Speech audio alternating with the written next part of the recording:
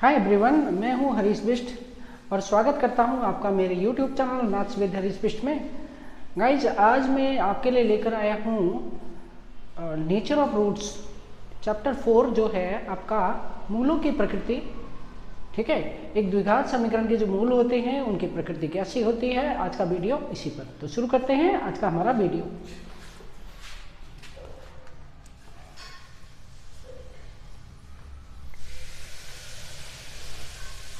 Chapter 4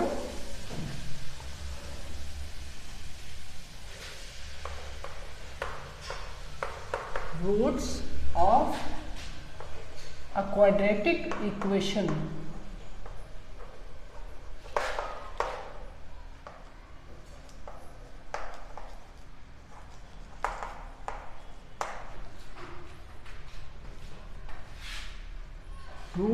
roots of quadratic equations ये लेते हैं हम, अर्थात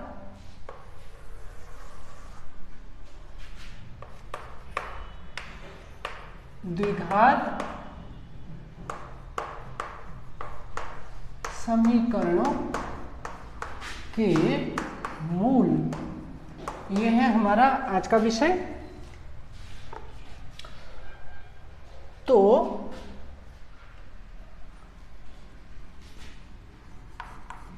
a real number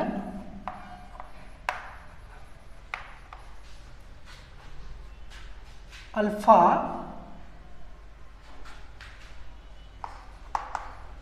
is called root of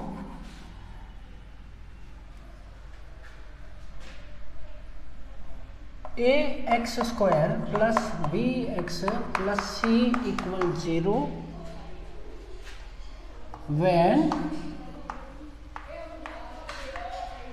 it satisfies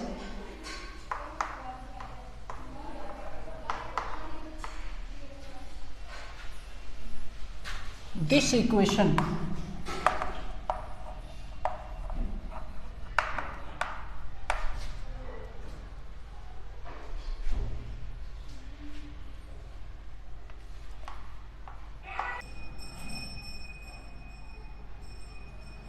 A real number alpha is called root of ax square plus bx plus c equal 0 when it satisfies this equation।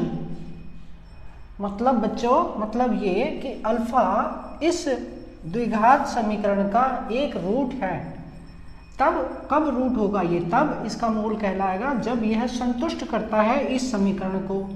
किस प्रकार? इस प्रकार कि हम x की जगह अल्फा रखें तो हमें क्या मिलेगा? a alpha square. ठीक है, हमें x की जगह अल्फा को पुट करना है, plus b alpha plus c is equal 0। अगर बच्चों x की जगह अल्फा रखने पर हमें इसका सॉल्यूशन, ये जो इक्वेशन है, इक्वल टू 0 मिलती है, अर्थात समीकरण का हल 0 प्राप्त होता है, तो कहा जाएगा कि अल्फा दिए गए समीकरण का मूल है। ठीक है बच्चों, ओके। अब एक क्वाड्रेटिक इक्वेशन के कितने मूल हो सकते हैं?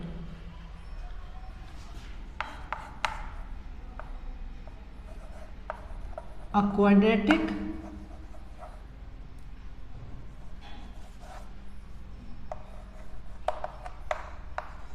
equation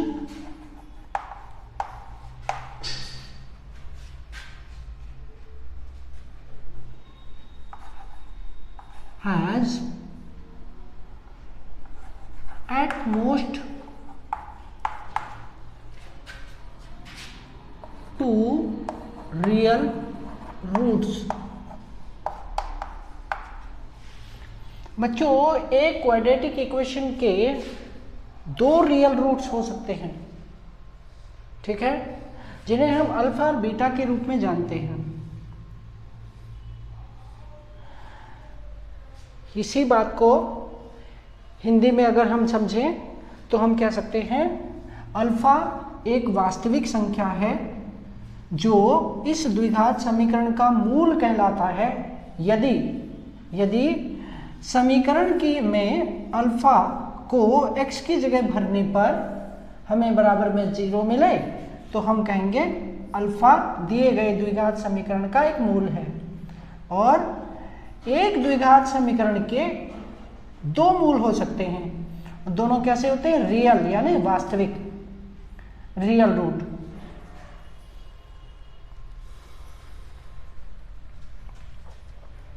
अब हम बात करते हैं नेचर ऑफ रूट की।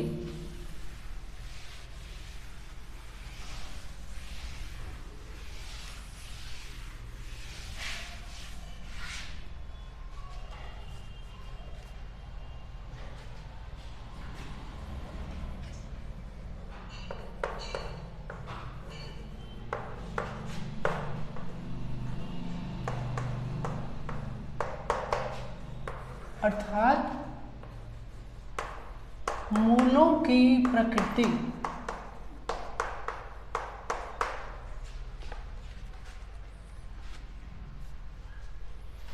तो मूलों की प्रकृति कैसी होती है बच्चों? इसको जानने के लिए हमें क्या करना होगा? सबसे पहले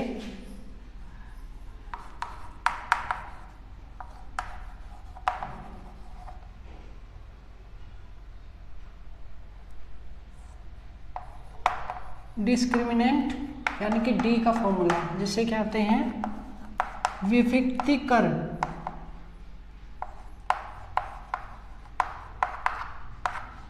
इसका फॉर्मूला b² - 4ac पर हमें विचार करना होगा।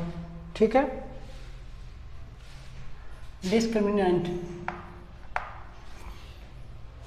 ये, इससे हमें ज्ञात करना होगा। इसके बाद हम मूलों की प्रकृति बता सकते हैं। तो केस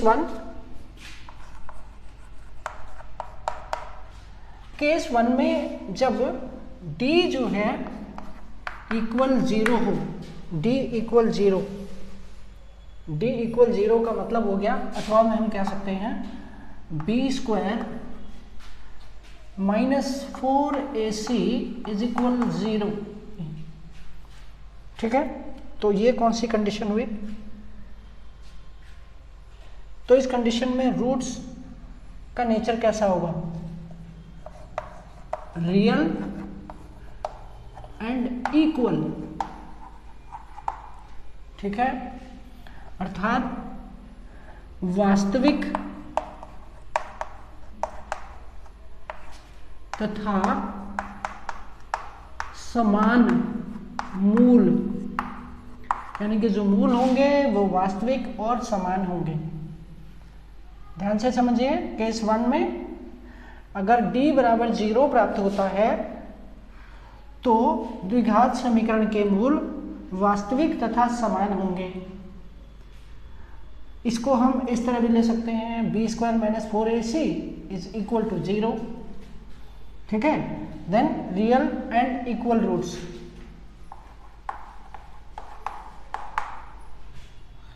तो ये हो गया केस 1। ठीक है, ओके। अब केस 2 लेते हैं। ठीक है, case 2, when d is more than 0, इसको अथवा में ऐसे भी कहा जा सकता है b² - 4ac is greater than 0। अगर d का वैल्यू यानी कि b² - 4ac जो है वो 0 से बड़ा हो। ठीक है, then roots are real and distinct.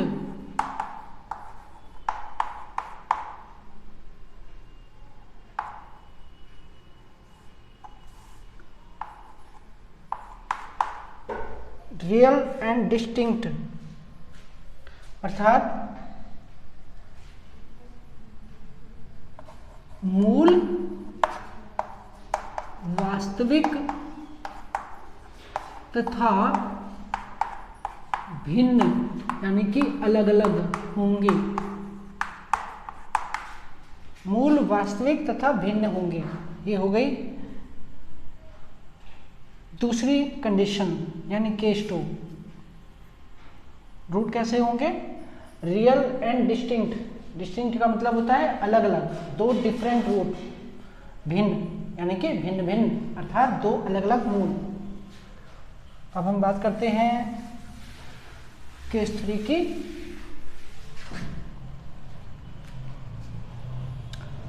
Third, when d is less than 0 और में b square minus 4ac is less than 0 यानी कि d का मान 0 से कम हो। जब हम डिस्क्रिमिनेंट निकालते हैं, यदि हमें d का मान 0 से कम प्राप्त हो, ठीक है, देन रूट्स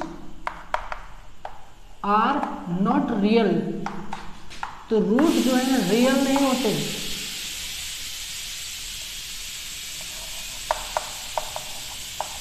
वास्तविक मूल नहीं। ये तो ये हो गया हमारा मूलों की प्रकृति को जानने के 3 अलग अलग स्थितियां। अब इन पर आधारित कुछ प्रश्न लेते हैं और उनके आधार पर इनको आपको समझाने का प्रयास करते हैं। आशा है कि ये आपको समझ आया होगा।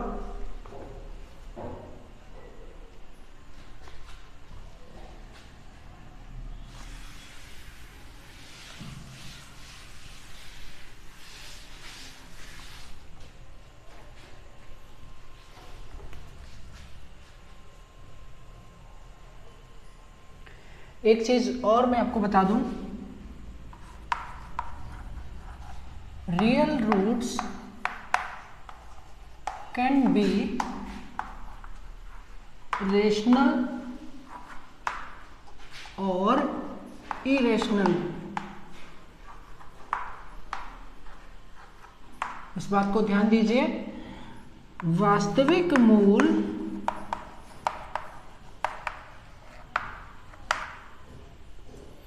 परिमेय